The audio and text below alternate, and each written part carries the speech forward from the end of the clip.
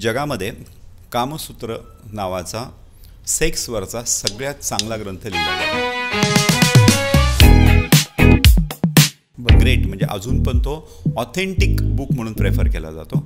आणि हा लिहिला कुठे गेला आहे? भारतामध्ये लिहिला गेला आहे की पुरुषांमधील लैंगिक समस्या हा जो आहे ना, याच्यामध्ये ह्या समस्या लपवणं हा ट्रेंड खूप मोठा आहे. आयुर्वेदाचे सिद्धांत त्रिकालाबाधित सत्य आहेत. आयुर्वेदामध्ये असं म्हणलं आहे, आर्तवम आग्नेयम शुक्रम सौम्यम, व्यक्ती सापेक्ष विचार करणारं आयुर्वेद हे शास्त्र आहे. आणि म्हणून ज्यावेळेस मानसिक ताणतणाव निर्माण होतात, रसधातू दुष्ट होतो आणि शेवटचा धातू शुक्र तो दुष्ट होतो, त्यातून प्रॉब्लेम येतो. हे सगळं इंटरलिंकेजेस आहे, 100% इंटरलिंक.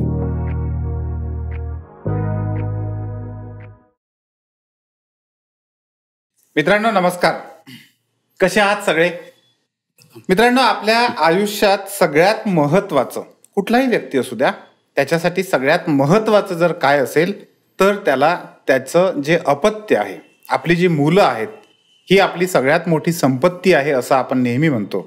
अगदी गरीबातला गरीब माणूस असू द्या, मध्यमवर्गीय माणूस असू द्या, श्रीमंत माणूस असू द्या, हुशार असू द्या, किंवा गावातला आपला एखादा सर्वसाधारण माणूस असू द्या, प्रत्येकाला असं वाटतं की आपली मुलं ही चांगली निघाली पाहिजे, आपली संतती ही अतिशय चांगली निघाली पाहिजे. मित्रांनो, संत तुकाराम महाराजांनी आपल्याला सांगितलेलं आहे की शुद्ध बीजापोटी फळे रसाळ गोमटी. म्हणजे आपण जर आपली संतती चांगल्या पद्धतीने घडवू शकलो तर आपल्याला सगळ्या गोष्टी ज्या आहेत त्या अतिशय उत्तम पद्धतीनं त्याचं सुख जे आहे ते उपभोगता येतं. आणि त्यासाठी आपल्याला आपण काय करू शकतो, आपली संतती चांगली होण्यासाठी आपण काय करू शकतो, आयुर्वेद शास्त्र जे आहे ते आपल्याला कशा पद्धतीने मदत करू शकतं, अशा अनेक प्रश्नांविषयी गप्पा करण्यासाठी, चर्चा करण्यासाठी, आपल्याला मार्गदर्शन करण्यासाठी डॉक्टर महेश मुळे हे आयुर्वेद तज्ज्ञ आणि खास करून सुपर स्पेशालिस्ट ज्याला आपण म्हणू, वंध्यत्वाबद्दलचे, तर ते आज आपल्याकडे आलेले आहेत आणि आपण त्यांच्याशी गप्पा मारणार आहेत. सर नमस्कार. नमस्कार सर. मगाशी आपण जेव्हा या पॉडकास्टच्या आधी चर्चा करत होतो त्यावेळेस आपण म्हटलं की आपली जी मानसिकता आहे ती अजूनही गुलामगिरीमध्ये आहे.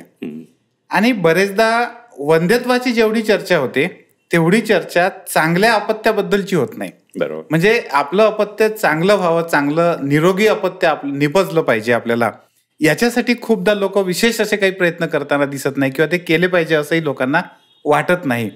मात्र तुकाराम महाराजांनी आपल्याला सांगितलेलंच आहे की शुद्ध बीजापोटी फळे रसाळ गोमटी. तर तुम्ही या विषयातले तज्ज्ञ आहात, अनेक वर्षापासून या विषयामध्ये तुम्ही काम करता आहात. तर एखादा व्यक्ती आपली संतती ही चांगली झाली पाहिजे, किंवा किंबहुना कुटुंब म्हणूया आपण, त्याला दाम्पत्य म्हणूया, एक आपली संतती ही चांगली झाली पाहिजे, याच्यासाठी काय करू शकतो? आपण ना खूप बेसिक गोष्टीकडे जाऊ. येस. आपल्याला एखाद्या मुलीचं लग्न करायचंय, मुलाचं लग्न करायचंय, बरोबर. आपण जावई शोधतोय त्यावेळेस आपण पहिला क्रायटेरिया काय लावतो? तो दिसायला ठीक असला तरी हरकत नाही, स्मार्ट असेल तर वेल अँड गुड, पण ठीक असला तरी हरकत नाही, पण करिअर चांगलं पाहिजे, पैसा बक्कळ पाहिजे, बरोबर, प्रॉपर्टी पाहिजे, घरदार पाहिजे, हे सगळं व्यवस्थित त्याचं असलं पाहिजे. हे सगळे क्रायटेरिया आपण आधी लावतो. बरोबर. मुलीच्या बाबतीत आपण क्रायटेरिया लावतो की बाय डिफॉल्ट ती सुंदर असली पाहिजे, म्हणजे बायको सुंदर हवी आहे आपण हे जे म्हणतो. म्हणजे पुरुष जरी साधा असेल तर त्याची अपेक्षा असते माझी बायको मात्र मला सुंदर हवी. कॉम्पॅटेबल हवी की नाही हा भाग वेगळा, पण सुंदर मात्र नक्की असायला हवी. बरोबर. ह्या सगळ्या क्रायटेरियांचा आपण विचार करतो. किंवा आजकाल करिअरच्या नावाखाली मुलं मुली उशिरा लग्न करतात. बरोबर. त्यावेळेस ते काय म्हणतात, आम्ही सेटल नाहीये, इकॉनॉमिकल डेव्हलपमेंट आमच्या तेवढ्या नाहीये, तेवढी स्टॅबिलिटी नाहीये, ती आल्यानंतर मग आम्ही मूल जन्माला घालू. हे सगळं करताना तुम्ही त्या मुलाच्या भविष्याचा विचार करता. मी त्याच्या पुढे जाऊन असं म्हणेल की तुम्ही जर त्या मुलाच्या भविष्याचा विचार करताय तर जे मूल मला जन्माला घालायचंय त्याचं शारीरिक आणि मानसिक आरोग्य चांगलं असेल असं मूल मी जन्माला घातलं, हा विचार का होताना दिसत नाही? ते जन्माला झाल्यानंतर त्याला पैसा मिळेल, घर चांगलं मिळेल, हा सगळा नंतरचा भाग आहे. पण जर त्याचं आरोग्यच चांगलं नसेल, त्याची मानसिकता चांगली नसेल तर काहीच उपयोग नाहीये. हा खूपच मूलभूत आणि खूप महत्वाचा विचार आहे. त्यामुळे बाकी सगळं करण्यापेक्षा मगाशी तुम्ही रेफरन्स दिला तसा की शुद्ध बीजापोटी फळे रसाळ गोमटी, किती ग्रेट आहेत संत तुकाराम महाराज की एका वाक्यामध्ये अख्खं जेनेटिक सायन्स त्यांनी सांगितलेलं आहे की तुमची बीजे उत्तम ठेवा. स्त्रीबीज चांगलं असेल, पुरुष बीज चांगलं असेल तर याच्या युनियनमधून याच्या संयोगातून गर्भ होणार आहे आणि हा गर्भ निश्चित चांगला तयार होणार आहे. बरोबर. आज आपल्याला सगळ्यांना कल्पना असेल की ज्या पुढची पिढी जी निर्माण होतीये तिची इम्युनिटी कमी होतीये. तिच्यामध्ये आजारपणं खूप आहेत. लोक म्हणतायत बाळ पहिल्या दिवसापासून आजारी पडतंय, त्याला वारंवार न्यूमोनिया होतोय, वातावरणात बदल झाले की त्याला सर्दी खोकल्या होतात. अरे का होतंय हे? त्याचं उत्तर आहे की त्याच्यामध्ये मॅन्युफॅक्चरिंग डिफेक्ट आहे. आपण घर बांधतो, घर बांधताना आपण भूकंपाचे सगळे परिमाणं वापरतो, आपण चांगलं टाटांचं स्टील वापरतो, चांगलं सिमेंट वापरतो. का? तर इनकेस भूकंप झाला तरी जास्तीत जास्त नुकसान आपल्या वास्तूचं होऊ नये. मग हाच नियम, हा स्टॅबिलिटीचा नियम जर आपण आपल्या अपत्यासाठी लावला तर, आणि मग त्याचा क्रायटेरिया तोच आहे की ज्या बीजांमधून हे निर्माण होते त्याच्यावर तुम्हाला कार्य करायला पाहिजे. आणि सर, आपलं जे प्राचीन वैद्यक आयुर्वेद आहे त्याचं हे वैशिष्ट्य आहे. फक्त आणि फक्त आयुर्वेदामध्ये बीजशुद्धी नावाचा कन्सेप्ट सांगितलेला आहे. या बीजशुद्धीमध्ये स्त्रीबीज आणि पुरुष बीज, ज्यावेळेस हे कपल ठरवतं की आम्हाला आता गर्भधारणेसाठी प्रयत्न करायचे आहे, त्यावेळेस त्याच्या 3 महिने अगोदर आपण त्यांना रिकमेंड करतो की तुम्ही आयुर्वेदामध्ये जी वेगवेगळी पंचकर्म सांगितलेली आहेत, जी तुमच्या प्रकृतीसाठी सुटेबल आहेत, ती पंचकर्म तुम्ही तज्ज्ञांच्या मार्गदर्शनाखाली करून घ्या. साधारणतः 3 महिन्याचा आपण स्पॅन देतो. 3 महिन्याचा का? तर जसं एक स्त्रीबीज 28 दिवसांनी परिपूर्णतेने तयार होतं, तसं एक शुक्राणू 90 दिवसांनी तयार होतो. बरं. त्यामुळे एक बॅच जी आहे शुक्राणूंची ती 90 दिवसांनी बाहेर पडते. आणि म्हणून त्याच्यामध्ये जर आपल्याला उत्तम परिवर्तन हवं असेल, ते पुरुष बीज जर उत्तम हवं असेल तर 90 दिवसांची पूर्ण त्याच्यावरती ट्रीटमेंट होणं गरजेचं आहे. म्हणून 3 महिने अगोदर आपण या जोडप्यांना ह्या ट्रीटमेंट रिकमेंड करतो आणि यातून अप्रतिम रिझल्ट मिळतात. आज गेल्या 25 वर्षापासून मी श्री कमला आयुर्वेद हॉस्पिटलच्या माध्यमातून काम करतोय. आज आम्ही इन्फर्टिलिटीमध्ये अशा केसेस ट्रीट केल्या होत्या की अगदीचं जे मूल होतं त्याला डाऊन सिंड्रोम होता, मेंटली रिटायर्ड होतं, त्याच्यामध्ये काही जणांनी ते बेबी टर्मिनेट केलेलं असतं किंवा काही जणांनी तशी मुलं सांभाळलेली असतात. काही विशिष्ट शास्त्रांनुसार असं म्हणणं असतं की अशा पद्धतीचे जे डिसऑर्डर्स आहेत तर त्यांच्या आईवडिलांनी पुन्हा जर चान्स घेतला तर ते बाळ तसंच होऊ शकतं. पण ज्या ठिकाणी आम्ही आयुर्वेदिक ट्रीटमेंट दिलेल्या आहेत त्या पद्धतीने पहिल्या मुलाला डाऊन सिंड्रोम होता, पहिल्या मुलाला CP होतं, सेरिब्रल पाल्सी होतं, पण आयुर्वेदिक ट्रीटमेंट घेतल्यानंतर दुसरं मूल पूर्णपणे नॉर्मल झालेलं आहे. म्हणजे आयुर्वेदामध्ये ही जी बीजशुद्धी सांगितलेली आहे ही 25 वर्षामध्ये हजारो लाखो केसेसमध्ये आम्ही ती अनुभवलेली. आणि म्हणून आपल्याला जर जेनेटिकल डिसऑर्डर्स टाळायचे असतील, आज आपण CPच्या केसेस पाहतो, डाऊन सिंड्रोमच्या केसेस पाहतो, मेंटल रिटार्डेशनच्या केसेस पाहतो, याला नंतर आपण फार काही करू शकत नाही. पण जर ते तुम्हाला होऊ द्यायचं नसेल तर आपण आधीपासून या गोष्टी करू शकतो. आणि या व्यासपीठावरनं मी एक गोष्ट जाहीरपणे सांगू शकतो की कृपया सगळ्यांनी ना क्लोज रिलेशन मॅरेजेस बंद करून टाका. सख्या मामाचा मुलगा, मामी आत्याचा मुलगा वगैरे ही जी आपण क्लोज रिलेशन मॅरेजेस करतो ही अत्यंत धोकादायक आहेत. कारण ज्यांच्यामध्ये विकृत गर्भ जन्माला येतात त्याच्यामध्ये मेजॉरिटी केसेसमध्ये त्या ठिकाणी क्लोज रिलेशन मॅरेज असतं. त्यामुळे हे विवाह टाळले पाहिजे. आणि अजून एक सगळ्यांना जाहीर आवाहन आहे की ज्या मुला मुलींची तुम्हाला लग्न करायची आहेत त्या मुला मुलींची एकाच दिवशी एका लॅबमध्ये जाऊन HIV, HBsAg म्हणजे हिपॅटायटिस B वगैरे या तपासण्या होणं खूप गरजेचं आहे. आपण बाकी सगळा डेटा बघतो, सगळे नातेवाईक बघतो, कुठून काही जुळतंय का हे सगळं बघतो, पण आरोग्याच्या रिलेटेडच्या इतक्या बेसिक गोष्टी आहेत ह्या. मला सांगा, एखाद्या मुला जर HIV आहे त्यांनी तो लपवला आणि विवाहानंतर त्या मुलीला ते लक्षात आलं आणि अनफॉर्च्युनेटली शरीर संबंधामधून ती पण बाधित झाली, याच्यामध्ये त्या मुलीचा दोष काय? दोष एवढाच की जे करायला पाहिजे होतं ते केलं नाही आणि बाकीचे शोध आपण घेत बसलो.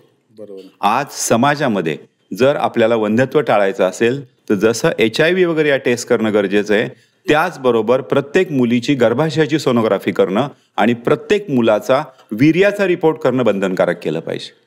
कारण एखाद्या मुलीमध्ये गर्भाशयात दोष आहेत की नाही, ती आई होण्यास सक्षम आहे की नाही, किंवा एखाद्या मुलामध्ये शुक्राणू आहेत की नाही हे समोर बघून नाही कळत. दिसताना तो स्मार्ट दिसतोय, राजबिंडा दिसतोय, पण तो शंड असेल की नाही, तो बाप व्हायला सक्षम आहे की नाही हे वरून कळूच शकत नाही.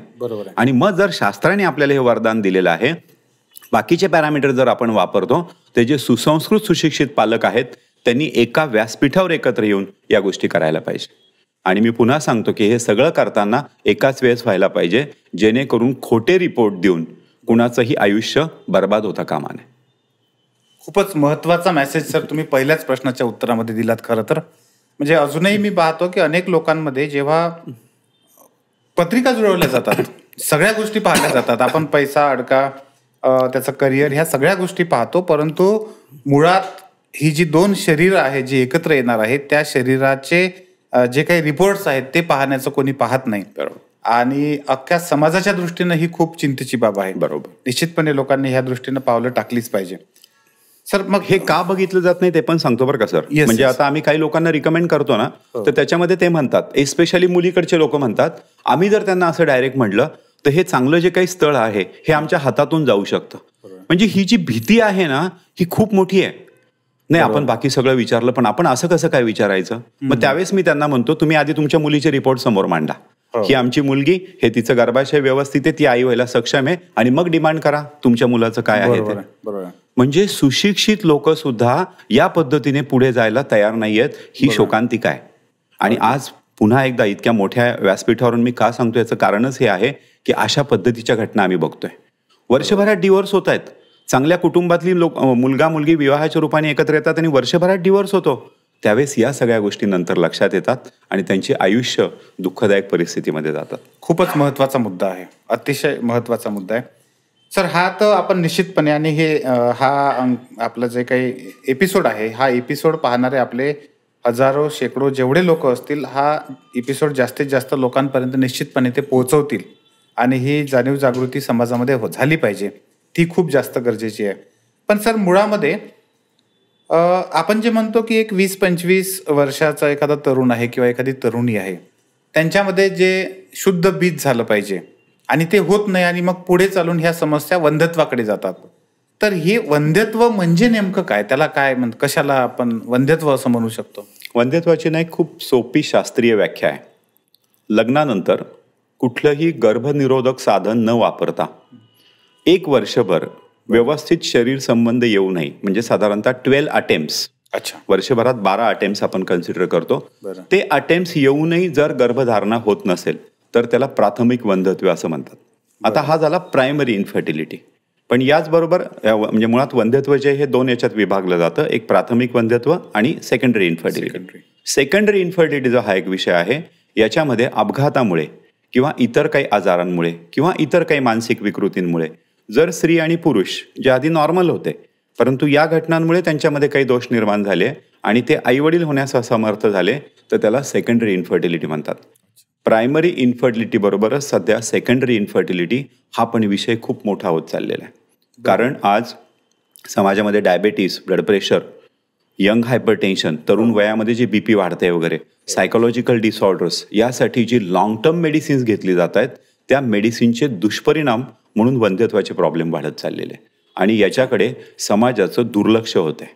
प्रायमरी इन्फर्टिलिटीकडे लोक खूप अवेअरली पाहत आहेत, पण सेकंडरी इन्फर्टिलिटी मात्र लोकांकडे दुर्लक्षित होतीये, ती होता कामा नये. सर अलीकडच्या काळामध्ये मी बघतोय आता की तरुणांमध्ये व्यसनांचं प्रमाण खूप जास्त वाढत आहे. बरोबर. वेगवेगळे कारण आहेत, जे काही कारण आहेत, पण अगदी ग्रामीण भागातले घ्या, शहरी भागातले घ्या, त्यांच्यामध्ये वेगवेगळे व्यसनं आहेत. म्हणजे अगदी तंबाखूपासून, दारूपासून तर ते ड्रग्सपर्यंत इतके वेगवेगळे व्यसनं आहेत. तर ह्या व्यसनांमुळे सुद्धा इन्फर्टिलिटी किंवा वंध्यत्व किंवा मूल होण्यासाठी अक्षमता जे आपण म्हणूया, तर असं होऊ शकते का? खूप छान प्रश्न आहे सर. आयुर्वेदाचे सिद्धांत त्रिकालाबाधित सत्य आहेत. आयुर्वेदामध्ये असं म्हणलंय, आर्तवम आग्नेयम शुक्रम सौम्यम. म्हणजे स्त्रीबीज हे उष्ण असतं, स्त्री शरीर उष्ण असतं, आणि शुक्रम सौम्यम. किंवा ज्यावेळेस आयुर्वेदामध्ये शुक्राणूंचं वर्णन केलं जातं, वीर्याचं वर्णन केलं जातं, त्यावेळेस स्फटिकाभम द्रवम स्निग्धम मधुरम मधुगंधीच. स्फटिक आपल्याला सगळ्यांना कल्पना आहे, स्फटिक हा थंड असतो. स्फटिकाभम द्रवम स्निग्धम. मुळात शुक्र हे थंड असतं. एवढं कशाला सर, की हा इतका जो नाजूक अवयव आहे पुरुषांमधला, लिंग आणि अंडाशय, वृषण आणि म्हणजे टेस्टिस आणि पेनिस, आपल्या एवढ्या सगळ्या शरीरामध्ये हा इतका नाजूक अवयव परमेश्वराने शरीराच्या बाहेर का ठेवला? त्याला काही कुठे जागा नव्हती का थोडंसं कुठेतरी खोबणीमध्ये तो अवयव बसवायला? असं नाहीये. आणि हे मर्म आहे. म्हणजे या ठिकाणी जर मार लागला तर साक्षात आपला मृत्यू होऊ शकतो. मग इतका नाजूक अवयव परमेश्वराने बाहेर का ठेवला? कारण या ठिकाणी पोटामध्ये सगळी पचन संस्था आहे. जिथं पचन व्यापार चालतो त्या ठिकाणी बाय डिफॉल्ट उष्णता असावी लागते, आणि त्या उष्णतेमध्ये शुक्राणू आणि त्या शुक्राणू वीर्य आणि शुक्राणू निर्माणच होऊ शकत नाही. म्हणजे बाय डिफॉल्टच त्याचा संबंध हा थंडाव्याशी आहे. ओके. त्यामुळे रक्तामध्ये जर उष्णता वाढत गेली तर तुम्हाला लैंगिक समस्या निर्माण होऊ शकतात, वंध्यत्वाच्या समस्या निर्माण होऊ शकतात. आणि ही जी सगळी व्यसनं केली जातात, ही सगळी व्यसनं आयुर्वेदानुसार रक्तानुगामिती आहे. म्हणजे रक्तामध्ये उष्णता निर्माण करतात. आणि रक्त हा एलिमेंट आपल्या बॉडीमध्ये असा आहे की एकदा रक्तामध्ये जर विषारी घटक निर्माण झाले तर ते संपूर्ण शरीर सहज व्यापू शकतात. तुम्ही बघा बोन सर्क्युलेशन वगैरे, हार्ट सर्क्युलेशन असे शब्द ऐकलेत का? शब्द तुम्ही काय ऐकलाय? Blood circulation. अगदी ओनली ब्लड सर्क्युलेशन म्हणजे पूर्ण बॉडीमध्ये डोक्यापासून पायापर्यंत सर्क्युलेट होण्याचा अधिकार एकाच याला दिलेला आहे, तो ब्लडला दिलेला आहे. बरोबर. आणि ज्यावेळेस ही सगळी व्यसनं केली जातात, ही सगळी व्यसनं रक्ताच्या माध्यमातून पसरतात आणि म्हणून व्यसनांचे थेट दुष्परिणाम होतात. कुठपर्यंत होतात तर एखाद्या व्यक्तीला षंडत्वापर्यंत जाण्यापर्यंत दुष्परिणाम होतात. म्हणजे अगदी तो आधी नॉर्मल होता, सेक्शुअल परफॉर्मन्स व्यवस्थित होता, काउंट व्यवस्थित होता, पण तो व्यसनांच्या आहारी गेला आणि त्याच्या रिपोर्टमध्ये बदल झाले.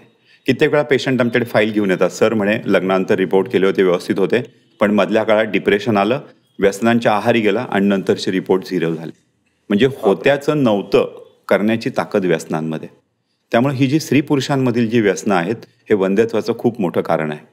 आणि व्यसनं ही फक्त पुरुषांमध्ये आहेत असं समजण्याचं काही कारण नाही, स्त्रियांमध्ये पण ही व्यसनं आहेत. अच्छा. म्हणजे ग्रामीण भागामध्ये सर्रास आढळणारं व्यसन म्हणजे मिश्री लावणं. सगळ्यांना असं वाटतं त्यात काय, मिश्रीच लावते ना, असं नाही आहे. मिश्री लावणं काय आणि पुरुषांनी गुटखा खाणं काय, दोन्हीची ग्रॅव्हिटी तेवढीच आहे, कारण दोन्ही पण व्यसन आहेत. आज यंग जनरेशन जी आहे यांच्याकडे मुबलक प्रमाणामध्ये पैसा आहे, नको ते व्यक्ती स्वातंत्र्य आहे, याच्यामुळे महिला देखील व्यसनांच्या आहारी जात आहेत. आणि मगाशी मी म्हटलं तसं आर्तव व माग्नेय मुळात त्यांच्या शरीरामध्ये उष्णता आहे. या व्यसनांमुळे रक्तामधली उष्णता अजून वाढणार आहे आणि त्यामुळे नॉट ओन्ली वंध्यत्वाची तर अनेक शारीरिक समस्या दोघांमध्ये पण निर्माण होणार आहेत. आणि परत पहिला मुद्दा जो मगाचा होता की आपण सगळी चौकशी करतो, सगळा डेटा करतो, पण एखाद्या व्यक्तीला व्यसन आहे की नाही ही माहिती पण आपल्याला कळू शकत नाही. आणि सगळ्यात महत्वाचं म्हणजे व्यसन करणाऱ्या व्यक्तीला जर हे माहीत झालं की ह्या व्यसनामुळे मी शंड होऊ शकतो, बरोबर, किंवा मला मुलगा होण्यासाठी किंवा मूल होण्यासाठी मी अक्षम होऊ शकतो, तर मला वाटतं की सर्वसामान्य व्यक्ती व्यसनाकडे धजणार नाही. परंतु ती माहिती अजून अनेक लोकांपर्यंत ती जात नाही. जरी गेली ना सर तरी मुद्दा निघाला म्हणून याच इथंच मी उत्तर देतो याचं की पुरुषांमधील लैंगिक समस्या हा जो आहे ना याच्यामध्ये ह्या समस्या लपवणं हा ट्रेंड खूप मोठा आहे. अच्छा. त्या पुरुषाला कल्पना असते की माझ्यात लैंगिक असमर्थता आहे, मला संबंधाला प्रॉब्लेम येतोय, शीघ्र वीर्यपतन होतंय, ह्या सगळ्या गोष्टी त्याला माहिती असतात, पण बऱ्याच वेळा तो काय करतो ना हे ओपनली शेअर करत नाही. बघा आपल्या समाजाची गंमत आहे, हार्ट अटॅक आला, मी मोठ्या हॉस्पिटलला हार्ट अटॅक आला, इथे जाऊन एन्जिओप्लास्टी केली, कॅन्सरला मी दुबईला जाऊन ट्रीटमेंट घेतली, हे सगळं मोठेपणाने सांगतात.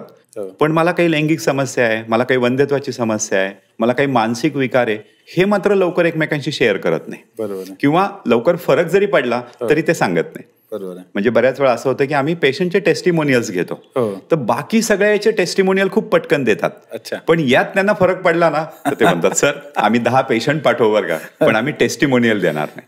म्हणजे कुणालाच हे सगळं दाखवायचं नाही. आणि याच्यामुळे या समस्या जास्त गंभीर होतात. ऍटलिस्ट पुरुष कमीत कमी डॉक्टरांकडे जातो, ट्रीटमेंट तरी घेतो, पण स्त्रीवर मात्र या बाबतीत खूप अन्याय होतो, कारण ती पण एक शरीर आहे, ती जीव आहे, तिच्यामध्ये पण लैंगिक समस्या निर्माण होतात.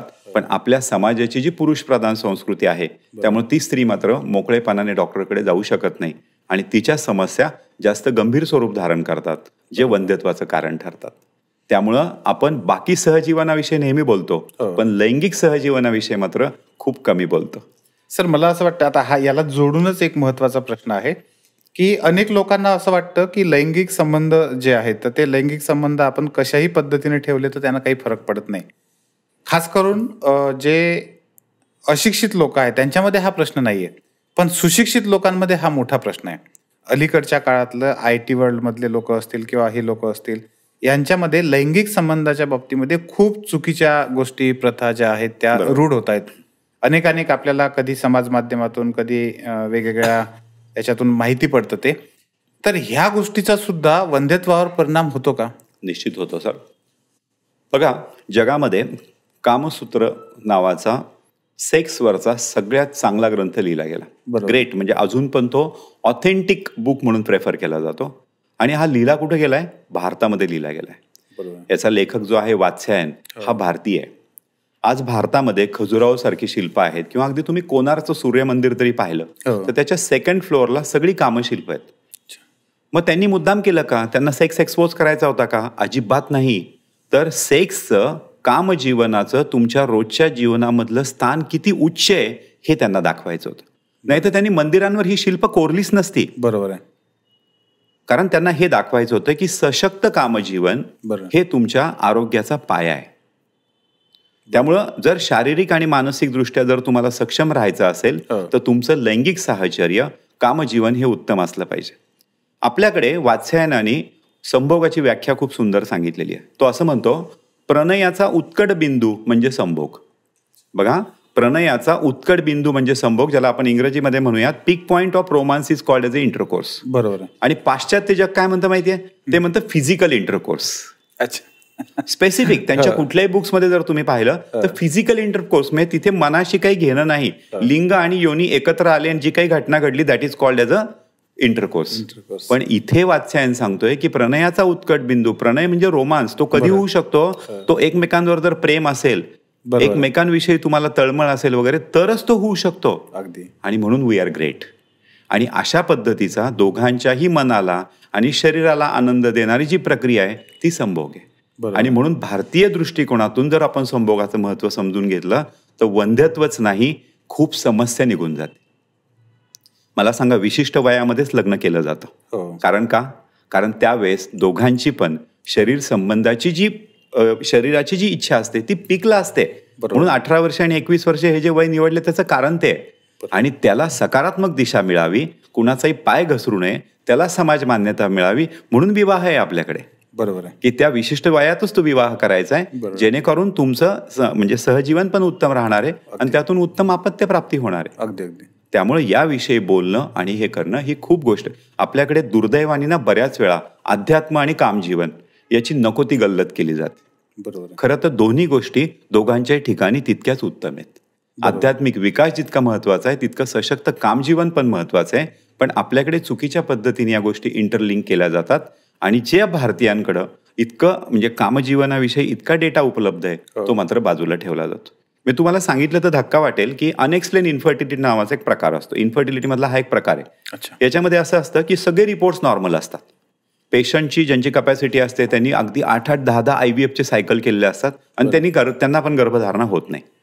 Bing as a ayurvedic clinician आम्ही ज्यावेळेस त्यांची पूर्ण हिस्ट्री घेतो त्यावेळेस आम्ही खूप थरो हिस्ट्री घेतो. आयुर्वेदाचं हे वैशिष्ट्य आहे की आयुर्वेद सगळी इन्फॉर्मेशन खूप डिटेल घेतो. आणि मग आम्हाला असं लक्षात येतं की अरे यांचं लैंगिक साहचर्य जे आहे ते बिघडलेलं आहे. यांना हे सॅटिस्फॅक्शनच नाही आहे. आणि ज्यावेळेस आम्ही त्यांचा फक्त संभोग उत्तम होईल अशी औषधं देतो त्याच पेशंटला 2 आणि 3 महिन्यात रिझल्ट मिळून जातो. बरं. मी त्यांना हे विशेष वाटतं की आम्ही एवढं सगळं केलं होतं, सगळ्या बेस्ट टेक्नॉलॉजी आम्ही अडॉप्ट केल्या होत्या, तरी काय झालं? अरे म्हटलं दादा, अपत्य प्राप्तीसाठी तुम्ही सगळ्यांनी मनापासून एकत्र येणं आवश्यक जे होतं ते झालं नव्हतं, ते आम्ही केलं. म्हणजे इतकी ही गोष्ट महत्वाची. आज जर मानसिक विकार जर आपल्याला टाळायचे असतील ना तर पती पत्नीचं सशक्त कामजीवन ही खूप महत्वाची गोष्ट आहे. अगदी. स्ट्रेस जर असेल, आज आपण अंडर करंट आहे, जसं डायबिटीसमध्ये आपण 1 नंबर आहोत तसं आपण सेकंड नंबर सायकोलॉजिकल डिसऑर्डरमध्ये आहोत. बरोबर. आणि या सायकोलॉजिकल डिसऑर्डर जर टाळायचे असतील तर आपल्याला याच्यावर काम होणं खूप गरजेचं आहे. आपल्याला सगळ्यांना हा डेटा उपलब्ध आहे की आपल्याकडे ग्रामीण आरोग्य उत्तम आहे. ग्रामीण भागामध्ये अजूनही स्त्री पुरुषांमधलं कॅन्सरचं प्रमाण कमी आहे, वंध्यत्वाचं प्रमाण कमी आहे. याचा डेटा असा आहे सर की त्यांचं लैंगिक साहचर्य खूप उत्तम आहे. सेक्शुअल लाईफ जे आहे ते ग्रामीण भागातल्या लोकांचं, आदिवासी भागातल्या लोकांचं उत्तम आहे, म्हणून त्यांच्या शारीरिक समस्या कमी आहेत. इतका हा महत्वाचा विषय, मोठी गोष्ट आहे ते आणि महत्वाची गोष्ट. आणि जिथं आपण अतिशय धावपळीचं जीवन जगतो त्या ठिकाणी तो उरकायचा कार्यक्रम होऊन जातो. म्हणजे आपल्यासाठी त्यांच्यासाठी तो वेळ आणि ज्याला आपण म्हणतो आपल्या भारतीय आयुर्वेद शास्त्रानं त्याला जे स्थान दिलेलं आहे की तो नुसतं शरीराचं मिलन नाही तर ते मनाचं आत्म्याचं मिलन आहे एक प्रकारे. हे जेव्हा लोक स्वीकारतील तेव्हा खऱ्या अर्थानं ह्या समस्या सुटतील. बरोबर. सर, याला लागूनच असलेला दुसरा एक प्रश्न आहे की अलीकडच्या काळामध्ये सोशल मीडिया आलंय, खूप सारे लोक रील्स पाहतात कंटिन्युअसली, मोबाईलवर खूप जास्त राहतात, वेगवेगळे जे चित्रपट येतात किंवा ज्या मालिका आहेत त्याचा एक विशिष्ट परिणाम लोकांवर होतो. आणि ह्या सगळ्यांमुळं एक आभासी जग आणि वास्तव जग यामध्ये प्रचंड मोठी गॅप तयार होते आहे. आणि ती गॅप मानसिक ताण वाढण्यामध्ये खूप जास्त कारणीभूत ठरते आहे. बरोबर. मग असं मानसिक ताण वाढण्याचा आणि वंध्यत्वाचा संबंध आहे का? तो कितपत आहे? मुळात ना मानसिक ताण हे वंध्यत्वाचं खूप मोठं कारण आहे सर. याच्यामध्ये कसं आहे ना की आयुर्वेदानुसार रसधातूपासून शुक्र धातू, आयुर्वेद त्रिदोष म्हणजे वात पित्त कफ आणि रस रक्त मांस मेद अस्थि मज्जा आणि शुक्र, याच्यावरती आयुर्वेदाची सगळी फिलॉसॉफी जी आहे ती अवलंबून आहे. तुमच्या शरीरामध्ये जो आहार रस तयार होतो, या आहार रसातून सगळ्यात शेवटचा धातू जो आहे तो शुक्र धातू तयार होतो. मला साधं उदाहरण द्या की घरामध्ये जर एखादी दुःखद घटना घडली आणि मी तुम्हाला तुमच्या आवडीची बासुंदी खायला आणून दिली, जाईल का? नाही जाणार. पण हेच आपण कॉलेज लाईफमध्ये आपण मेसला जेवायला जातो. आपल्याला सगळ्यांना माहिती आहे मेसचं जेवण कसं असतं वगैरे. पण नॉट ओन्ली मेस, आपण जर ट्रिपला गेलो, कुठे प्रवासाला सगळे एकत्र गेलो, आपण नेहमी 4 घास जास्त खातो, मान्य आहे? आणि त्यांनी त्रास पण होत नाही. बरोबर. ट्रिपमध्ये कधी कुणी आजारी पडले असं ऐकण्यात येतं का? नाही येत. अगदी ज्येष्ठ नागरिकांच्या ज्या सहली जातात त्याच्यामध्ये पण आजारी पडण्याचं प्रमाण खूप असतं. कारण मनाचा आणि उत्तम आहार रस निर्माण होण्याचा जवळचा संबंध आहे. जसं मी तुम्हाला म्हटलं की आवडीचा पदार्थ आहे पण दुःखद घटना घडलेली आहे, मानसिक पातळीवर तुम्ही फ्रेश नाही आहे, यू कांट ईट इट. म्हणजे तुम्ही ते खाणार पण नाही आणि पचवणार पण नाही.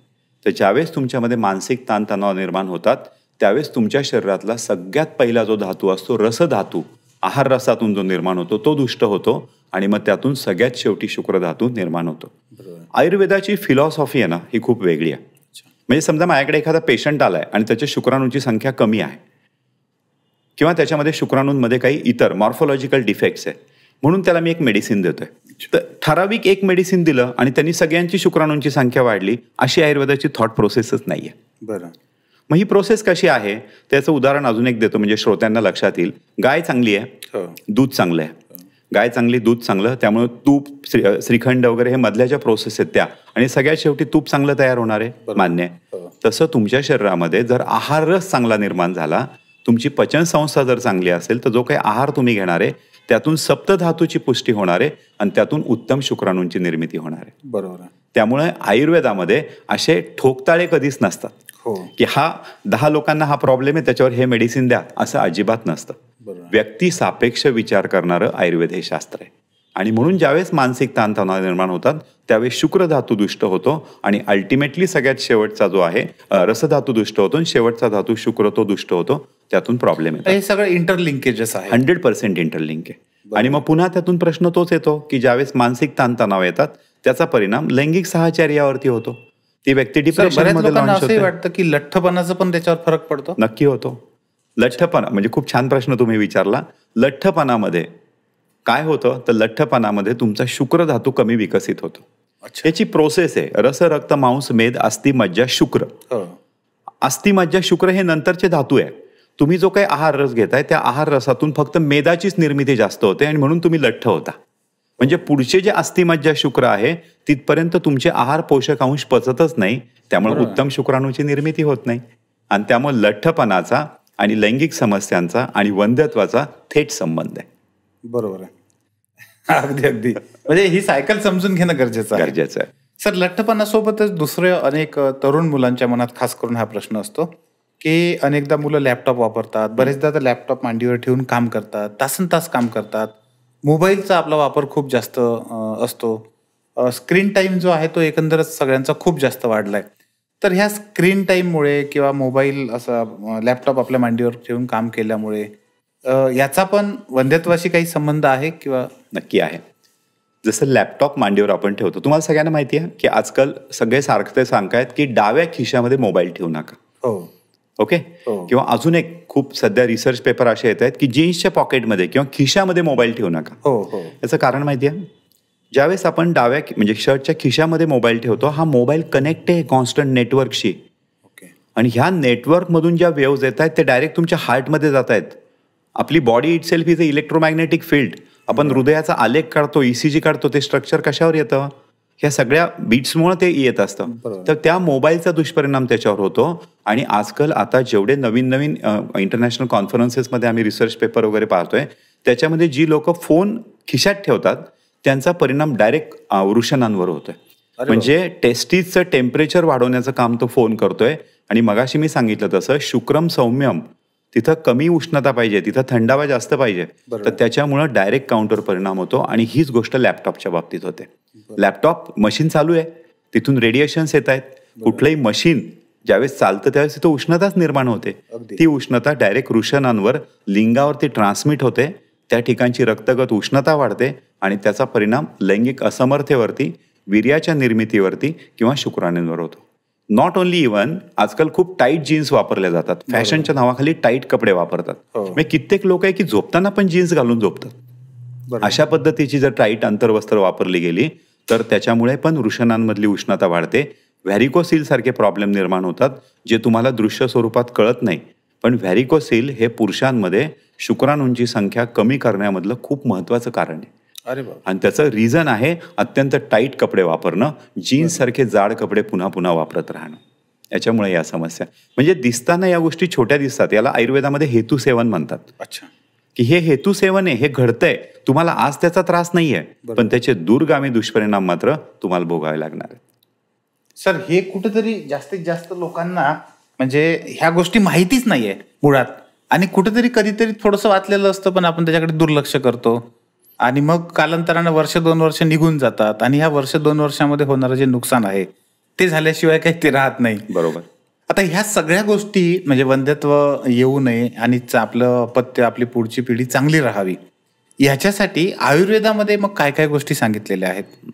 तुम्ही कशा पद्धतीने याच्यावर काम करता? मगाच्या तुमचं एक फक्त माझं उत्तर द्यायचं राहिलं की लोकांना हे माहिती नसतं असं नाहीये. लोकांना ना सर ऑथेंटिक इन्फॉर्मेशन कशी मिळवावी हे कळत नाही. बरोबर. आजकाल लोक ही जी व्हॉट्सअप इंडस्ट्री आहे ना हिला फॉलो करतात. मी तुम्हाला एक कोविडचं उदाहरण देतो, मग मी पुढे जातो.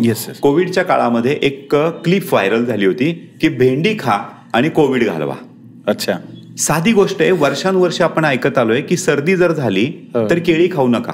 बरोबर आहे. कफ झाला तर तुम्ही भात खाऊ नका, कारण का तो त्रास वाढतो. बरोबर. हे सगळ्यांना माहिती आहे, आजी पणजी सगळ्यांना माहिती आहे. भेंडीमध्ये ऑलरेडी कफ आहे मोठ्या प्रमाणामध्ये. अशी जर भेंडी तुम्ही खाल्ली तर तुमच्या आमाशयामध्ये कफ निर्माण होणार आहे, तो फुफ्फुसामध्ये जाणार आहे आणि तुमची फुफ्फुसं लॉक होणार आहे. ऑलरेडी कोविडचं टार्गेटच जर लंग्स होतं तर अशा वेळेस लोकांनी जर भेंडी खाल्ली तर काय होणार आहे? आणि आम्ही कोविडमध्ये काम करताना पाहिलं की अशा पद्धतीने लोक भेंड्या म्हणजे भाजीपोळी खाणं बंद केलं होतं आणि नुसती भेंडीची भाजी खात होते. ती लोक जास्त कॉम्प्लिकेशन मध्ये गेली, जास्त त्यांना कफ झाला. त्यामुळे सगळ्या श्रोत्यांना मला हे सांगायचंय की तुम्ही जी इन्फॉर्मेशन घेताय ना ती इन्फॉर्मेशन देणारा माणूस ऑथेंटिक आहे की नाही हे बघा.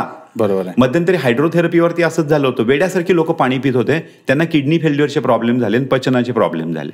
बापरे. कारण याच्यामध्ये ऑथेंटिक बघितलं जात नाही. बरोबर. त्यामुळे तुम्ही जी इन्फॉर्मेशन घेताय, ज्या रिलेटेड घेताय, त्यात ती व्यक्ती तज्ज्ञ आहे की नाही ते बघणं महत्वाचं. जसं आपण एखादी ट्रीटमेंट घेताना तज्ज्ञांकडे जातो, त्या माणसाची त्या डॉक्टरची अख्खी कुंडली पाहतो. बरोबर. मग जे काही तुम्ही व्हॉट्सअप इंडस्ट्रीमध्ये पाहता ते बघायला पाहिजे तुम्ही की हे सांगणारी व्यक्ती जे सांगतीये ती त्यातली तज्ज्ञ आहे की नाही, ह्याचे काही दुष्परिणाम होऊ शकतात का. त्यामुळे लोकांना इन्फॉर्मेशन नाही असं नाहीये, योग्य इन्फॉर्मेशन त्यांना मिळवता येत नाही. अगदी तुमच्या मगाच्या प्रश्नाकडे येतो की आयुर्वेदामध्ये काय आहे.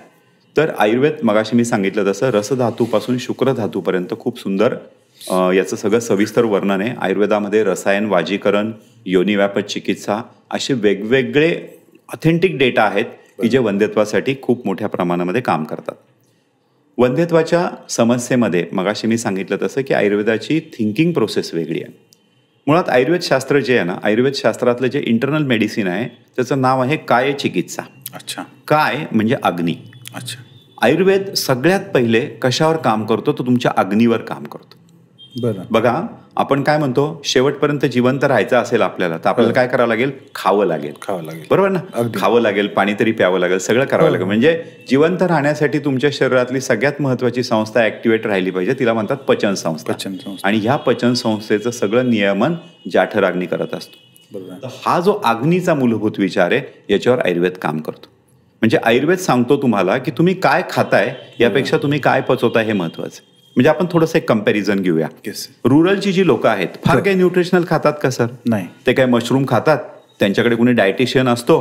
काही नसतं. साधी भाजी भाकरी खातात, पण तरी पण मग त्यांचं आरोग्य शहरातल्या लोकांपेक्षा उत्तम का? कारण ते कष्ट करतात, कष्टाच्या माध्यमातून त्यांचा व्यायाम उत्तम होतो आणि त्यांच्या अग्नीचं उत्तम संदूषण होतं.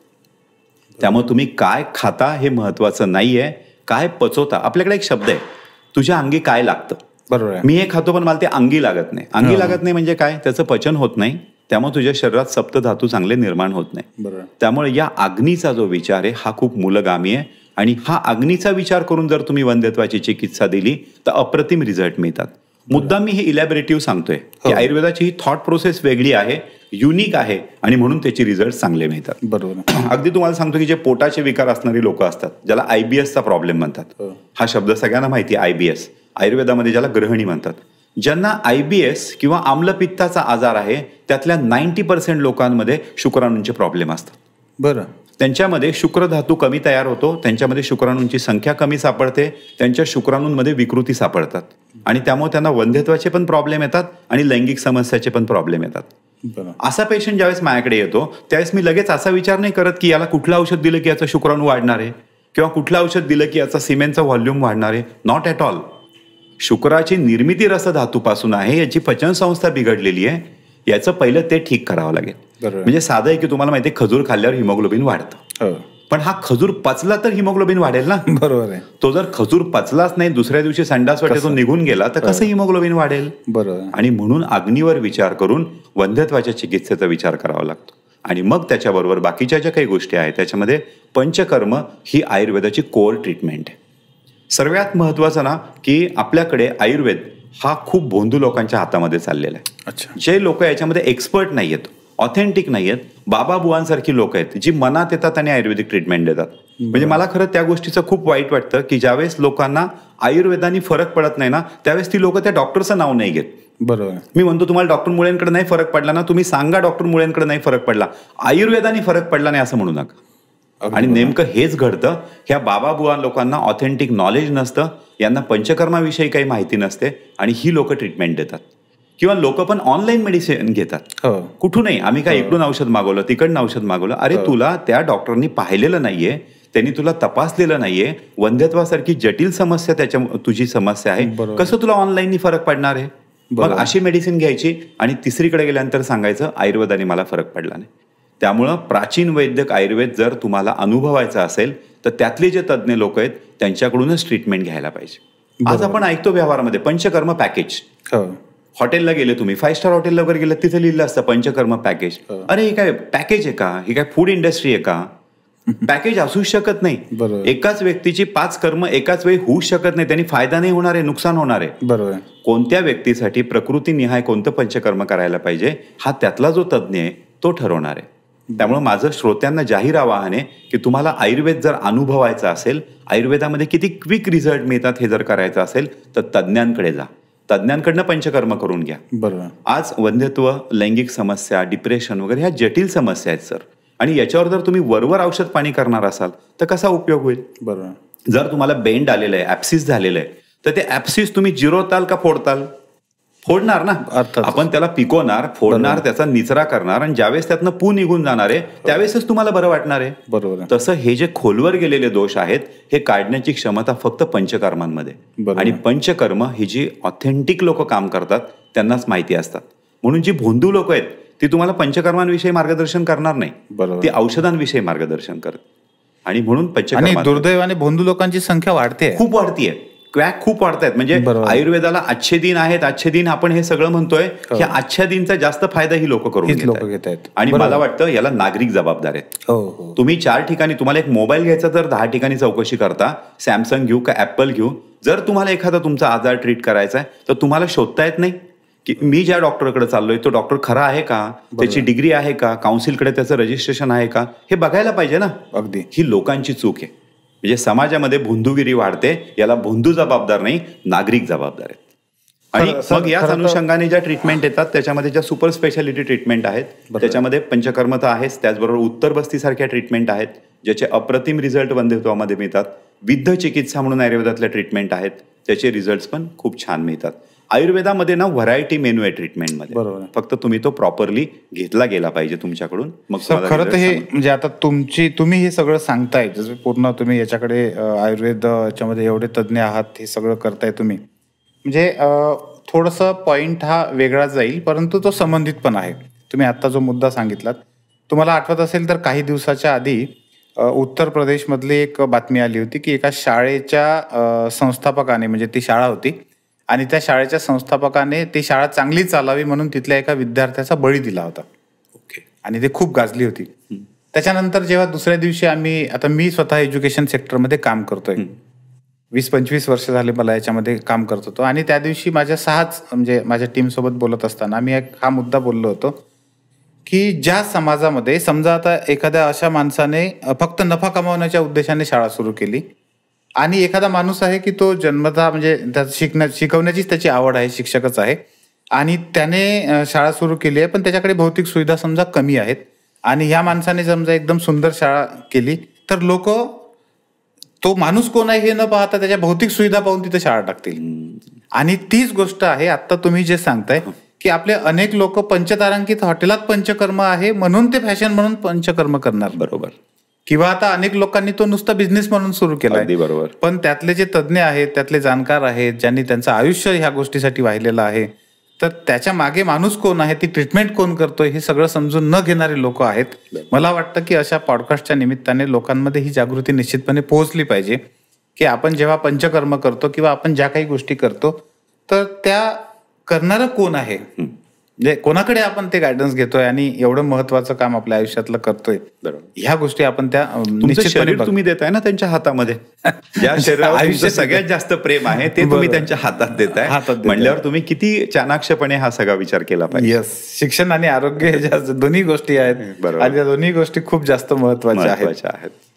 सर, प्रश्न तर खूप सारे आहेत, परंतु एक प्रश्न पुन्हा पुन्हा राहून म्हणजे डोकं काढतोय की आपण ही आजची जी काही लाईफस्टाईल आहे, धावपळीची लाईफस्टाईल असेल, ताणतणाव असेल, असं नाही की कामच करणारे आहेत. आता मी स्पर्धा परीक्षा देणारे पण खूप सारे विद्यार्थी बघतोय की प्रचंड प्रमाणामध्ये त्यांचा ताण असतो. काही नसल तरी ताण असतो आणि काही असल तरी ताण असतो. दोन्ही सिच्युएशन मध्ये खूप जास्त ताण असतो.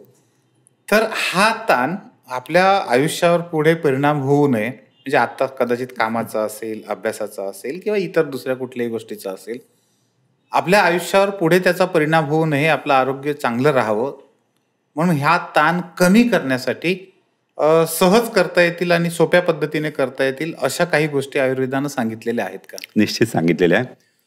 ताणाचे दुष्परिणाम काय होतात हे सगळ्यांना माहिती आहे, आपण त्याच्याकडे जाणारच नाही. पण तुम्हाला सांगू, कुठलाही ताण घालवण्यासाठी आपल्याला सगळ्यांकडं एक रामबाण उपाय खूप सोपा आहे. पण आपण भारतीय त्या बाबतीत आळशी आहोत आणि म्हणून डायबिटीस सारखा आजार आपण लावून घेतलेला आहे. आणि तो साधा सोपा सरळ उपाय व्यायाम करणं. आपल्याला डायबिटीस जो झालाय ना भारतीयांना, याचं कारणच तो आहे की आपण आळशी आहोत आणि आपण व्यायाम करत नाही. तुम्हाला माहिती आहे, व्यायामाला जर तुम्ही गुगल केलं तर व्यायामाला काय म्हणतात? स्ट्रेस बस्टर म्हणतात. बरोबर. स्ट्रेस बस्टर म्हणजे तणावाची मुक्ती देण्याचं काम त्याच्यामध्ये. ज्यावेळेस आपण व्यायाम करतो त्यावेळेस व्यायामानंतर आपल्या शरीरातल्या अग्नी जो आहे तो प्रवृत्त होतो. असं कधी कोणाला होतं का? तुम्हाला असं कोणी भेटलंय का, मी व्यायाम केला आणि आज मला भूकच लागली नाही? कोणीच नाही. जर तुम्ही मनापासून व्यायाम केला तर तुम्हाला भूक लागते. भूक लागल्यानंतर मगाशी मी सांगितलं तसा तुमचा जाठराग्नी प्रज्वलित होतो आणि एकदा तो प्रज्वलित झाला की त्या भट्टीत तुम्ही काही टाका, तो खाक करून टाकतो. बरोबर आहे. ग्रामीण आरोग्य परत का चांगलं आहे? त्यांच्या कष्टामध्ये व्यायाम आहे. आणि शहरी भागातली कामं आज IT सेक्टरमध्ये ही 10-12 तास ही लोक बसून काम करतात. व्यायामापासून ही पूर्णपणे वंचित आहेत. मी नेहमी सांगतो बरं का सर, की व्यायामाच्या बाबतीत तुम्ही स्वार्थी असलं पाहिजे. मला हा शब्द खूप आवडतो त्या बाबतीत. स्वार्थी का असलं पाहिजे? तर त्याच्या कर्माची फळं तुम्ही भोगणार आहात. तुम्ही व्यायाम केला तुम्हाला फायदा होणार आहे, तुम्ही व्यायाम नाही केला त्याचा तुम्हाला तोटा होणार आहे. म्हणून त्या बाबतीत तुम्ही स्वार्थी व्हायला पाहिजे. आपण ज्यावेळेस व्यायाम करतो त्यावेळेस आपल्या बॉडीमध्ये एंडॉर्फिन नावाचं हॉर्मोन तयार होतं. आणि हे जे हॉर्मोन आहे ना, हे हॉर्मोन तुम्हाला सच्चिदानंद, सतत आनंदाची स्थिती देण्यासाठी सक्षम आहे. इतकं महत्वाचं आहे ते. त्या हॉर्मोनचं नावच आहे, इट्स अ हॅपी हॉर्मोन, किंवा त्याला दुसरं म्हणतात ॲनाल्जेसिक हॉर्मोन. म्हणजे शरीराच्या आणि मनाच्या वेदना घालवण्याचं इतकं चांगलं रसायन तुमच्या शरीरामध्ये परमेश्वराने ठेवलेलं आहे. पण तुझं आहे तुझं पाशी परी तू जागा चुकलाशी, आपल्याला कळत नाहीये. त्यामुळे आयुर्वेदाने व्यायामाचं महत्व खूप सांगितलेलं आहे. म्हणजे आरोग्य जर व्यवस्थित ठेवायचं असेल तर आहार 2 नंबरला आहे, 1 नंबरला व्यायाम आहे. कारण पुन्हा तेच सांगतो, व्यायामातून तुमचा अग्नी एकदा प्रवृत्त झाला की तुम्ही कमी गुणवत्तेचं खाऊन पण तुमच्या अंगी ते लागू शकतं. आणि स्ट्रेस बस्टर म्हणून तो काम करतो, त्याच्यावरती चांगला फायदा होतो. अगदी. म्हणजे व्यायाम, आणि हे खरंच मी नेहमी म्हणतो की तुम्ही कुठल्याही पॉडकास्टमध्ये किंवा याच्यामध्ये जे ऐकता ना ते करून पहा. मी आता पण जी लोक हे सगळं ऐकतायत ना त्यांना माझं जाहीर आवाहन आहे की 1 महिनाभर फक्त प्रामाणिकपणे व्यायाम करा. बरोबर. 1च महिनाभर जो तुम्हाला सुटेबल होईल तो व्यायाम करा. सरसकट सगळ्यांनी जिम करा असं मी म्हणणार नाही. ज्याला जो सुटेबल होईल त्यांनी तो व्यायाम करा. नियमितपणे महिनाभर व्यायाम करा आणि व्यायाम केल्यानंतर स्वतःमध्ये काय बदल झाले याचा अनुभव घ्या. आणि मगाशी मी म्हटलं तसं व्यायाम केल्यानंतर तुम्ही डिप्रेस झाले असं होऊच शकत नाही. होऊ शकत नाही. अजून एक गोष्ट व्यायामाच्या बाबतीत खूप महत्वाची आहे की गंमत म्हणून चालायला गेले 5-5, 6-6 मित्र गप्पा मारत चालतायत त्यांनी काही उपयोग होणार नाही. जोपर्यंत तुमच्या शरीरातून घाम निघत नाही तोपर्यंत तो व्यायाम फायदेशीर झाला असं समजण्याचं काही कारण नाहीये. त्यामुळे व्यायाम हा या सगळ्या याच्यात खूप महत्वाचा आहे. आयुर्वेदामध्ये व्यायामाविषयी इलॅबरेटिव्ह लिहिलेलं आहे आणि आयुर्वेदातलं जे व्यायाम आहे ना ते परिमाणावर अवलंबून आहे. आयुर्वेदामध्ये सांगितलेलं नाही 50 किलो वजन उचलायचं का उजव्या हाताने डंबेल उचलायचं आणि डाव्या हाताने काय उचलायचं, अजिबात नाही. आयुर्वेदाचं पॅरामीटर आहे अर्धशक्ती व्यायाम करावा. बरं, म्हणजे व्यायामाचे पॅरामीटर जे सांगितले त्याच्यामध्ये जर तुम्हाला कपाळावर घाम आला, जर तुम्हाला श्वास तुमचा फुलायला लागला तर तुम्ही थांबलं पाहिजे. जर तुम्ही अतिव मात्रेत व्यायाम केला तो प्रॉब्लेम येतो. आज आपण अशा घटना पाहतो की ट्रेडमिलवरती लोक कोलॅप्स होतात. बरोबर, ट्रेडमिलवर लोक कोलॅप्स होतात. हा ट्रेडमिलचा दोष नाहीये, इट्स अ मशीन. तुमची कपॅसिटी नव्हती तरी तुम्ही त्याचं इन्क्लिनेशन वाढवताय, तुम्ही त्याचा स्पीड वाढवताय, त्यामुळे तुमच्या शरीराची कपॅसिटी संपलेली आहे. बरोबर. त्यामुळं इतक्या पॅरामीटरवरती आयुर्वेदामध्ये व्यायामाचा उल्लेख केला जातो आणि व्यायाम आणि त्या अनुषंगाने आहार जर ही तत्व पाळली, 6 ते 7 तासाची शांत झोप घेतली तर उत्तम आरोग्य तुम्हाला मेंटेन करता येईल. सर, याला लागूनच एक प्रश्न आहे. जेव्हा आहाराचा प्रश्न येतो, आपल्याला आहार करायचा, आहार आणि व्यायाम ह्या दोन्ही एकमेकाच्या लागूनच असलेल्या गोष्टी आहेत. परंतु व्यायाम करत असताना अनेकदा काय होतं, असा कुठला व्यायामातला पॉइंट आहे की ज्या पॉइंटला मी जो व्यायाम करतोय तो वाढवला पाहिजे आणि केला पाहिजे, आणि असा कुठला पॉइंट आहे की नाही तो आता मला एक प्रकारे हानिकारक ठरतोय, आता तो थांबलं पाहिजे. हा जो पॉइंट आहे तो तुम्ही म्हटलं की घाम आला पाहिजे किंवा हे आहे, मग अनेक लोक घाम आल्यानंतरही पळत राहतात, मग ते चुकीचं आहे असं आपल्याला? निश्चित चुकीचं आहे.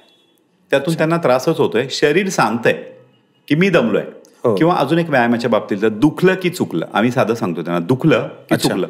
काही काही लोक काय करतात, कंबर उचलण्याचा व्यायाम आहे, कंबर उचलतात, अरे 10 मिनिटं ठीक आहे, काय 10 मिनिटं पण खूप झाले, 30 सेकंद 60 सेकंद ठीक आहे, मुद्दाम ताण देतो आम्ही, ताण देतो. तो ताण इतका होतो की त्याच्यातून स्पाइनला प्रॉब्लेम येतो आणि त्यांच्या मागे नवीन समस्या निर्माण होतात. बरोबर. त्यामुळं दुखण्यासाठी ताण द्यायचा आहे आणि ताण दिल्यानंतर व्यायाम होतो, हे कन्सेप्ट चुकीचे आहे. दुखलं तर चुकलं. एखादा व्यायाम करताना जर तुम्हाला वेदना होत आहेत तर तो व्यायाम तुम्हाला सुटेबल नाहीये.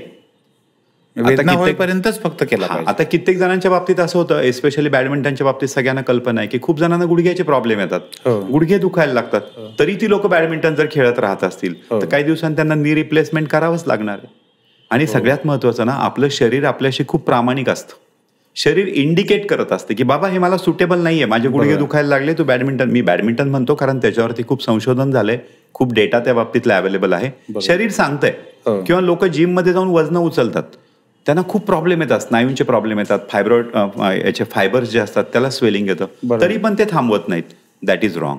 त्यामुळं तज्ज्ञांच्या मार्गदर्शनाखाली व्यायाम करणं खूप गरजेचं आहे.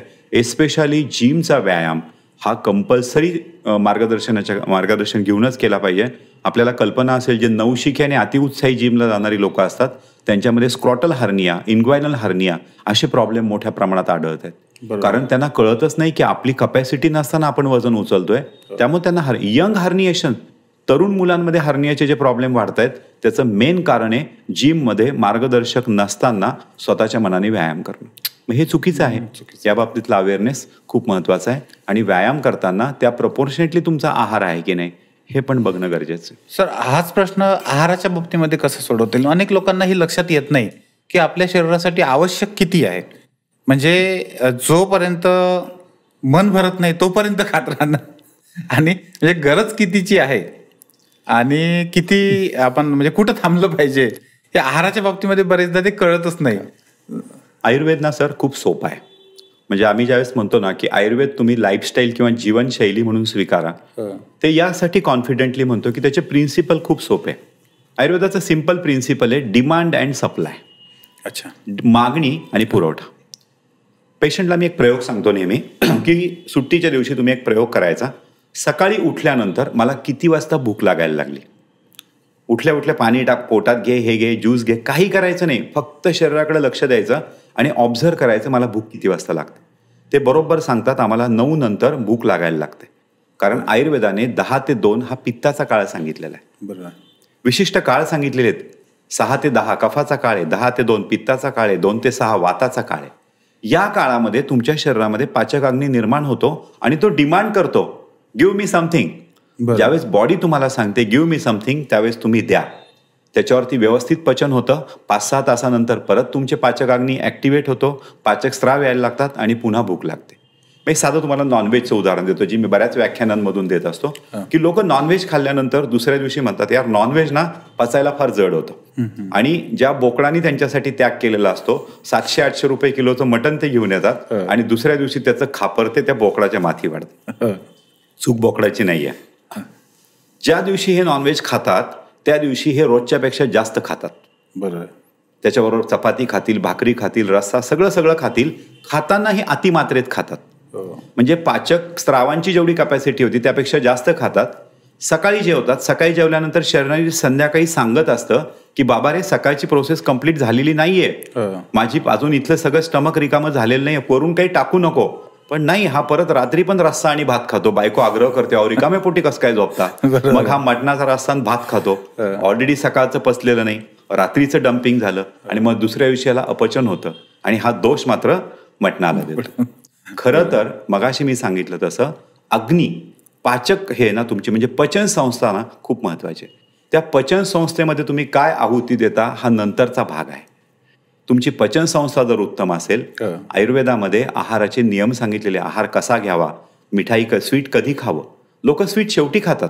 आयुर्वेदामध्ये सांगितलेले स्वीट सुरुवातीला खावं, कारण सुरुवातीला तुमची पचन संस्था हायली ऍक्टिव्हेटेड असते, पाचकाग्नी तीव्र असतो.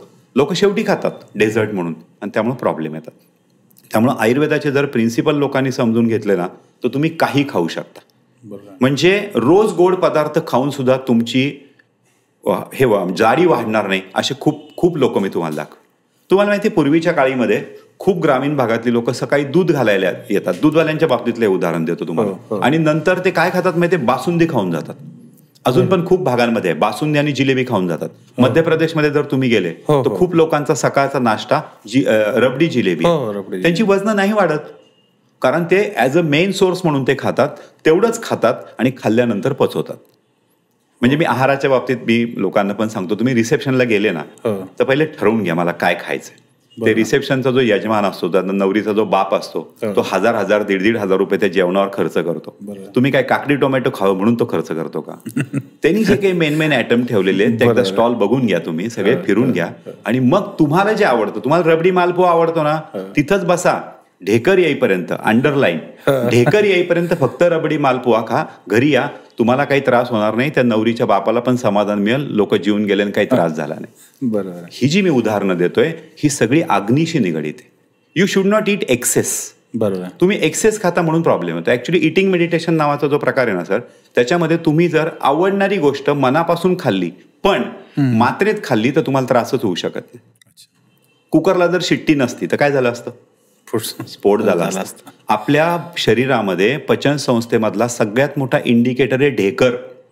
अच्छा. ढेकर कधी येतो? ज्यावेळेस आमाशय ॲडिक्वेट भरतं, ज्यावेळेस त्याच्यावरती अन्न नकोय याचा पहिला सिग्नल शरीर ढेकरला देतं आणि आपण ढेकर आल्यानंतरही खात बसतो.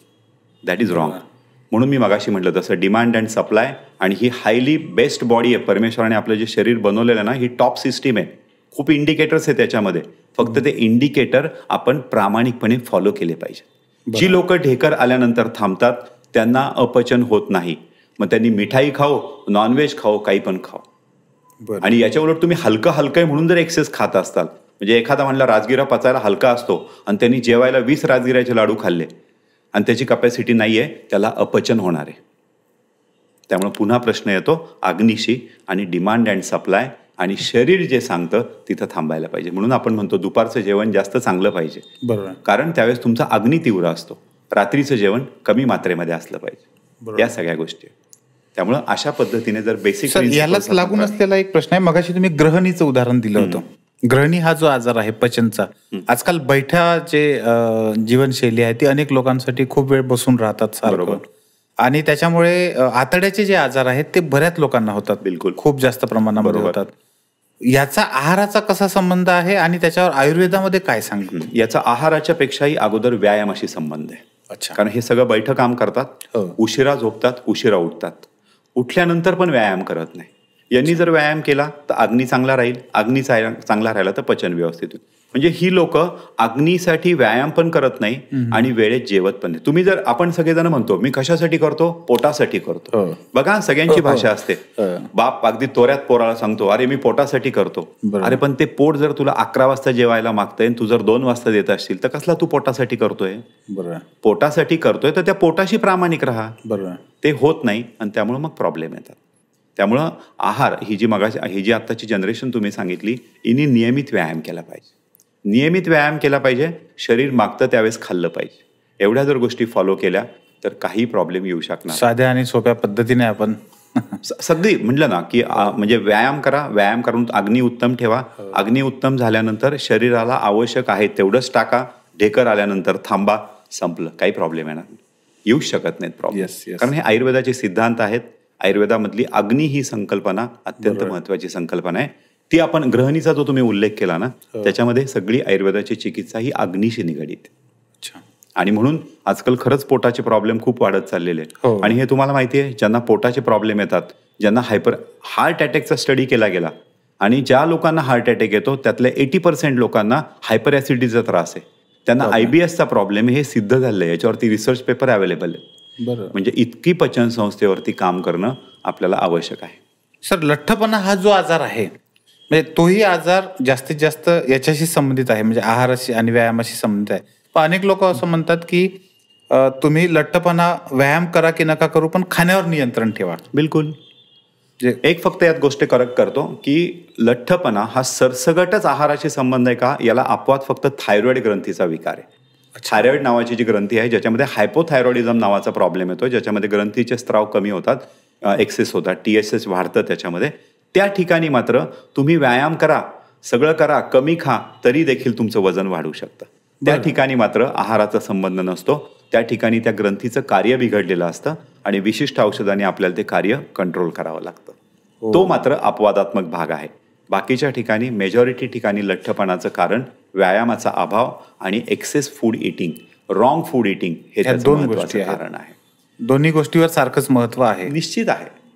म्हणजे तुम्ही म्हटलं ना, म्हणजे मला काही लोक विचारतात आम्ही वडापाव खायचा का, मी त्यांना सांगतो भूक लागल्यानंतर तुम्ही वडापाव खा आणि जेवढी तुमची कपॅसिटी तेवढाच खा. याचा अर्थ तो रोज खा असं समजण्याचं कारण नाही. पण खरं तर तुमची पचन संस्था इतकी सक्षम पाहिजे की तुम्ही आठवड्यातून एकदा आबरचबर खाल्लेलं पण पचवलं पाहिजे. लग्न कार्याचं जेवण तुम्हाला कधीतरी पचवता आलं पाहिजे. मी सगळं चांगलं करतोय आणि एक दिवस मी बाहेरचं खाल्लं की मला लगेच त्रास होतोय, दॅट इज रॉंग. याचा अर्थ तुझा अग्नी विकृत झालाय. तर या पद्धतीचा पण अग्नी त्या ठिकाणी असला पाहिजे. जसं आपण म्हणतो ना चूल चांगली पेटली ना की त्याच्यामध्ये तुम्ही ओलं सरपण जरी टाकलं तरी तिथं धूर होत नाही. ते सरपण त्याच्यामध्ये जळून जातं. अशा पद्धतीची तुमची पचन संस्था जर तुम्ही ठेवली तर चुकीचा जरी आहार पदार्थ तिथे गेला तरी तुम्हाला त्रास होणार नाही. सर खरं तर आजच्या आपल्या पॉडकास्टचा जो प्रवास आहे तो कळसाकडून पायथ्याकडे झालाय.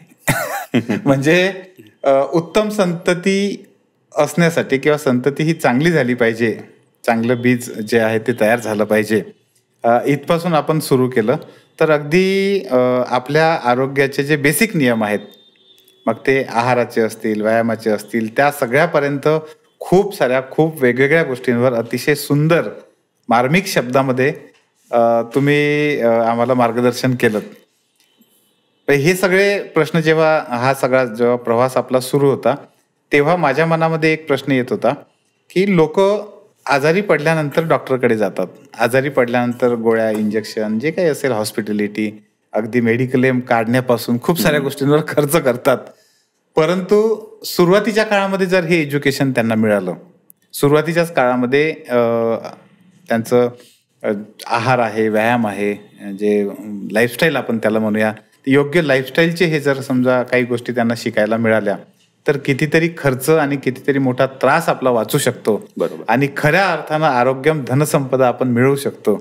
असा सार आजच्या ह्या पॉडकास्ट मधून काढायला हरकत नाही असं या ठिकाणी. सर मी फक्त एक मुद्दा ऍड करतो. जोपर्यंत भारतीय लोकांची इंग्रजांनी टाकलेली वैचारिक गुलामगिरी संपत नाही अगदी तोपर्यंत आपण यातून बाहेर पडणार नाही. मला सांगा, योगचं योगा झाल्यानंतर लोकांना कळलं ऍक्च्युली शब्द योग आहे, पण आपला ग्रामीण भागातलाही माणूस म्हणतो मी योगा करायला चाललो. कारण त्यांनी पाश्चात्य लोकांनी योगा म्हटलंय म्हणून आपण म्हणतो. दुर्दैवाने हीच गोष्ट आयुर्वेदच्या बाबतीत आहे. लोक आयुर्वेदा म्हणायला लागलेत. खरं तर आयुर्वेद आहे. म्हणजे आपलं हेच दुर्दैव आहे की आपल्याकडे हे सगळं चांगलं आहे पण आपल्याला त्याचं महत्व नाही. बाहेरच्यांनी सांगितलं की मग आपल्याला पटतं, मग आपण शहाणे होतो. तोपर्यंत आपल्या हातातून खूप गोष्टी निसटून गेलेल्या असतात. खरं तर आपल्याकडे जे सांगितलेलं प्राचीन वैद्यक, भारतीय वैद्यक जे आहे ते जर आपण लाईफस्टाईल म्हणून स्वीकारलं की जे सहज शक्य आहे. कारण आयुर्वेदातल्या ज्या काही वनौषधी आहेत त्यातले जे काही उपाय सांगितलेले हे तुमच्या माझ्या आजूबाजूला अवेलेबल आहेत. ग्रामीण भागामध्ये म्हणजे टेरेसवरती तुम्ही कित्येक गोष्टी यातल्या करू शकता. आपण भाजीपाला वगैरे या सगळ्या बाबतीत करत असतो. अशा पद्धतीने सहज शक्य आहे. बरोबर. त्यामुळं आयुर्वेद लाईफस्टाईल म्हणून जर स्वीकारला तर आपली शारीरिक आणि मानसिक प्रतिकारशक्ती उच्चतम राहू शकते आणि भविष्यामध्ये कोविडच काय कुठल्या जरी महामारी आल्या तरी त्याला आपण सक्षमपणे सामोरे जाऊ शकतो. आपल्या सगळ्यांना कल्पना आहे की Covid was a biological war. त्यामुळे भविष्यामध्ये मला नाही वाटत कुणी कोणावर अणुबॉम्ब टाकेल किंवा हायड्रोजन बॉम्ब टाकेल. कदाचित अशाच पद्धतीची जर बायोलॉजिकल वॉर होत राहिली तर त्यासाठी तुम्हाला स्वतःला वाचवण्यासाठी एकमेव साधन आहे ते म्हणजे स्वतःची प्रतिकारशक्ती उत्तम ठेवणं. आणि त्यासाठी आयुर्वेद आचरणं याशिवाय पर्याय नाहीये.